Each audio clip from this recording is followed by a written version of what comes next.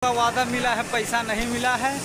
काफी परेशान हैं ये बंदे। देखिए एक बार, परसों शाम को नहीं मिलेगा तो हिला के बैठा है, हम सिस्टम फाड़ के बैठेंगे। अब दिल्ली का तापमान के बारे में कुछ कहना चाहते हो?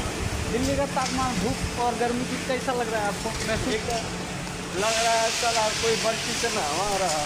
साला इतना धूप, देखिए आप आसमान की तरफ देखिए, फैक्ट्री है जिसमें आग भी जलती है। साला इतना गर्मी कैसे झेलते हैं? इनको इनसे एक बार पूछते हैं, कैसे झेलते हैं आप सर? कंपनी में हम काम करते हैं। इस कंपनी के नाम पे देखिए, इस कंपनी में ये काम किए हैं। देखिए एक बार आप देख सकते हैं, इस कंपनी में ये बता रहे हैं, इस कंपनी में काम किया हूँ। आप अरे दिल्ली के तापमान के बारे में क्या कहना चाहते हैं सर? दिल्ली का तापमान तो गाड़ फाड़ दिया है। गाड़ फाड़ दिया है, इनका गाड़ फाड़ दिया है। दिल्ली का तापमान काफ़ी शायद गर्मी की वजह से इनको ऐसे महसूस हो रहा है कि गाड़ फाड़ रखा है तापमान ने।